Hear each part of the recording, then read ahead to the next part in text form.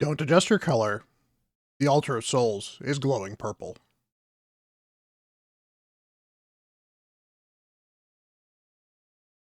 Hello, everyone. Bront, CatHerder here. We're talking Raid Shadow Legends, and we're having some fun on a Monday.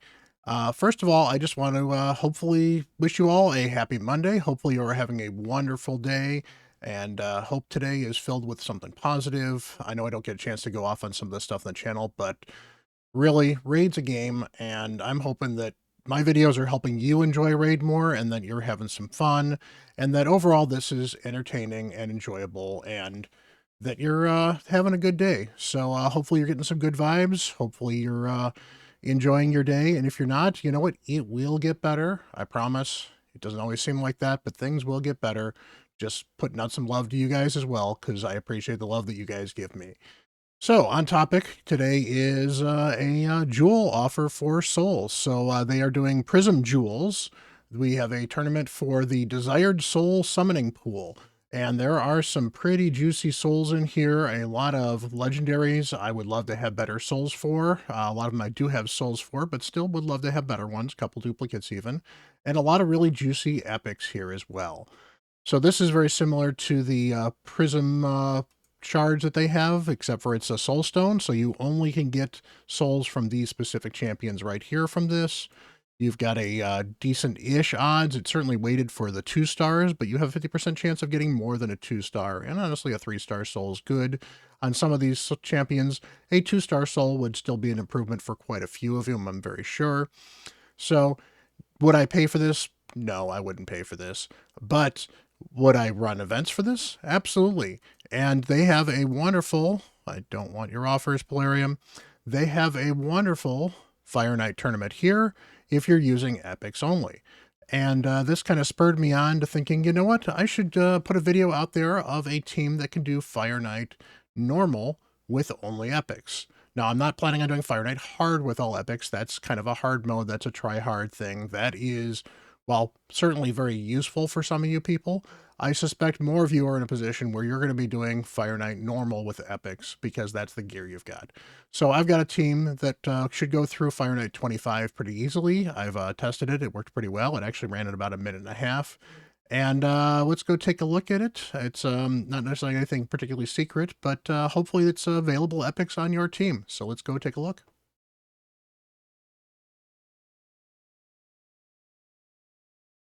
All right, so here is the team. We have a Deacon Armstrong for the speed lead. We've got a Seer to help clear the waves. We got Stagnite for the decreased defense, decreased attack, and decreased speed.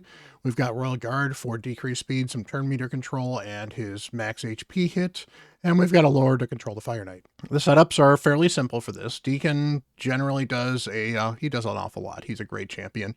He'll do his time compression. He'll do his sweeping retribution. This is the decreased defense. This is the stealing turn meter and giving it to the team. It's not really stealing turn meter, but it effectively is. He'll do that for round 1, round 2. On round 3, I want him to use his A1 first. His A1's a 2-hitter. He's actually really, really good in Fire Knight. I like him in Fire Knight a lot. I've even used him in some hard teams, so don't sleep on him. He's got this nice 2-hitter right here, and then the turn meter boost is definitely a welcome, especially on a 2-turn cooldown effectively, the way he works. Seer is the wave clearing specialist. My Seer does have a 6-star crushing Ren Soul, so she hits really, really hard. She's certainly built for some endgame, but you don't need her to be this fast. You don't need this huge amount of crit damage. This team should do fairly well. And if you're worried about doing enough damage, you can certainly put somebody, instead of maybe a Royal Guard with this team, maybe you put somebody like a Archmage Helmet for providing a couple of different buffs, or maybe you swap out Deacon for somebody else as well instead of Stagnite. Couple of different options if you don't have enough buffs. I just have her start off with their Karma Burn here. I don't bother with the Clan Banner here because I know that her Karma Burn will do enough damage to kill the wave on the second round.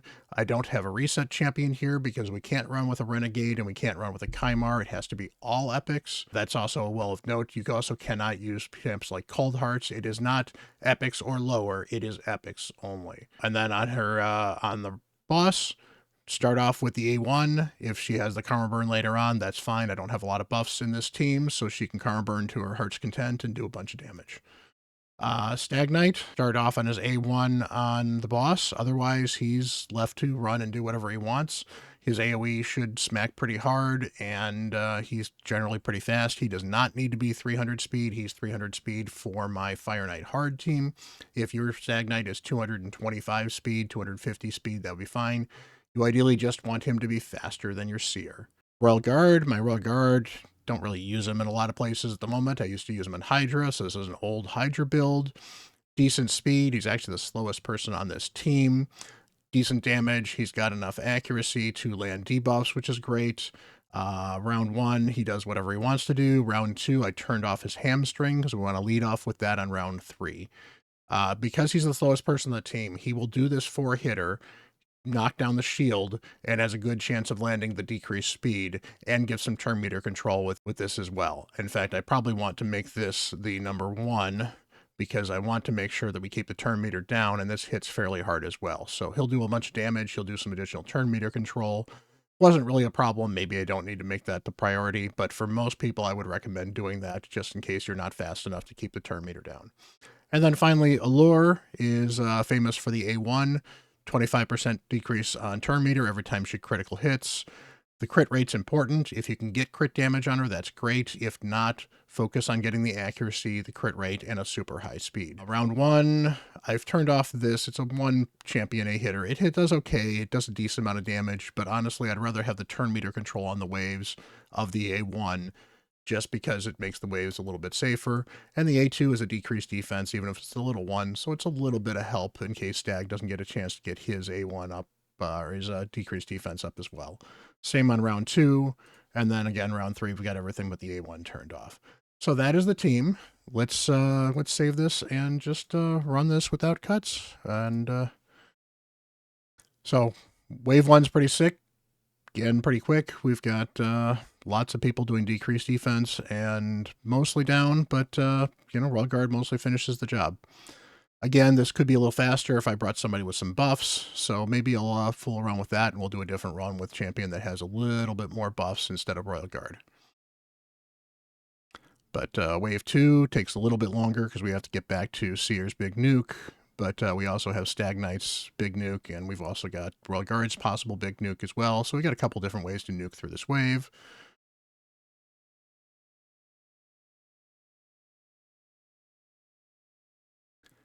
And almost got it. And we're not really worried about any setup from here, so all right.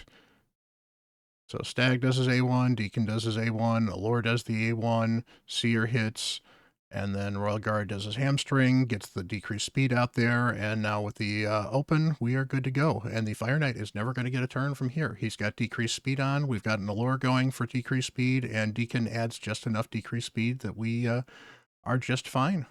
So from here, it's just doing damage.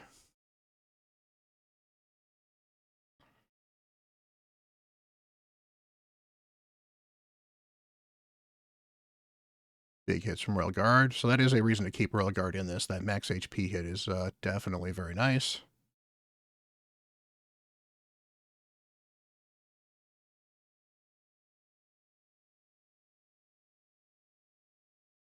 And there we go. Minute 38, 73 turns, and 22 points towards the tournament. Now, I did the quick breakdown of the points of the tournament. The points break down to it's somewhere between 17 and 25 points you're going to earn. Maybe you can assume you're going to get 20. So it's going to take, it's 2,700 points to get the top reward. You're averaging 20-ish per run. So it's going to take a lot of energy to get that top shot. Now, the good news is you're also running Fire Knight while you're doing this, especially if you're not really worried about the fusion or you're worried about dungeon divers. Running Fire Knight's great.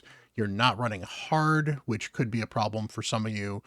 But overall, if you need the souls and you're looking for a free-to-play way to get some of the better souls in the game and get some decent souls, it's also extra points. Souls are a lot of points for CVC. So if you're a CVC player, if you partake in that, if you celebrate CVC, then you can get a lot of points for doing the soul. So let's take a look at a slightly different team. Let's put some buffs on this team, rearrange it a little bit, and run it again and see if we can get even a faster time.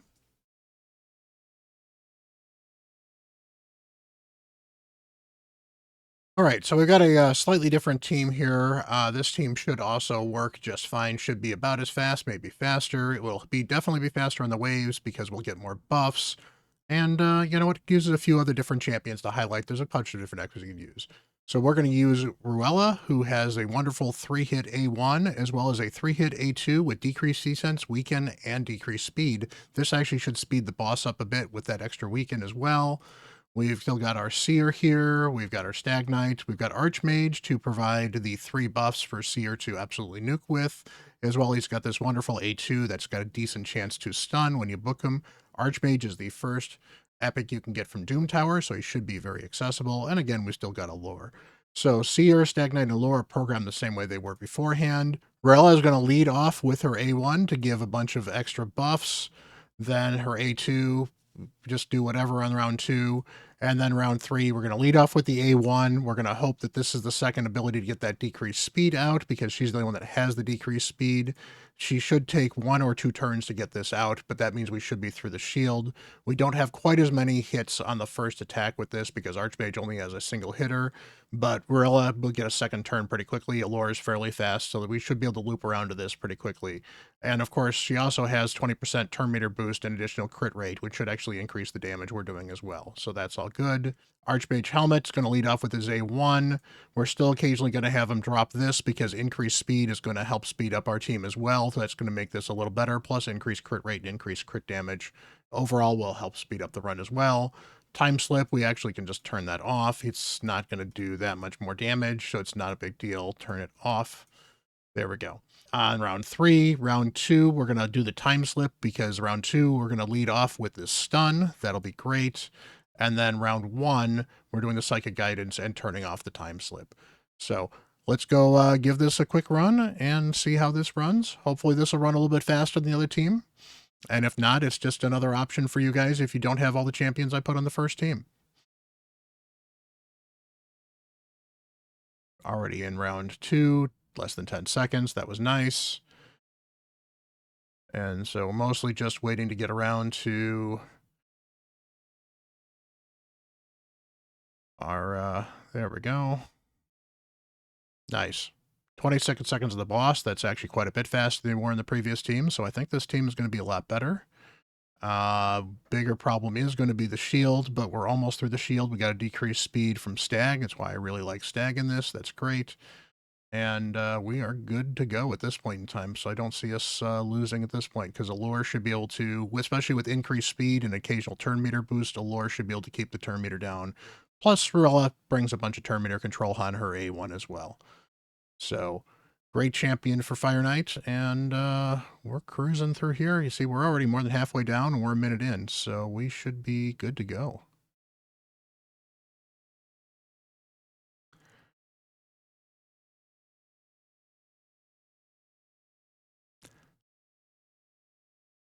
All right, look at that, under a minute 20. So minute 16, and to be fair, I've got a really fast computer, so your runs may be a little slower. I've also got pretty good gear, hitting particularly hard, got a lot of live arena bonuses to this as well. So very, very accessible, though, to run stage 25. If you would rather run stage 20, that's fine. Stage 20 is bad for Allure, but turn meter control is easier on stage 20. So if you're having trouble with stage 25, you should be able to run stage 20. You probably want to run a slightly different team than this just to make sure that Allure is fine, but you can use Ruella instead of Allure if you want to. If you have multiple Ruellas, that's a good place to go. Empowerments don't really matter for this. You'll see I have none of my epics here empowered. Epic Empowerment's great, but it's really not something that's needed. You're much better off with the Faction Guardians first, as I've said in my video about non-powering epics. Overall, this is a pretty accessible team. Both of these are. So if you want to do the grind to get some of those cool souls, which is not a bad thing. It's fairly free to play because you've already got most of these champions, hopefully. They're hopefully built for you. And even if they're not, it's a little bit of tweaking here and there. And if you can make yourself a really fast Fire Knight 25 team with just epics, then why not? So hopefully this has been enjoyable. I appreciate this all. If you guys want to share the love, smash that subscribe button, hit that like button, leave a comment down below of what your team is. Let me know what you're doing. And if you appreciate more videos like this, or if you'd rather me stick to more high-end content, But hopefully this has been great. You guys have a wonderful, wonderful day. Till the next video, I'm Bront CatHerder.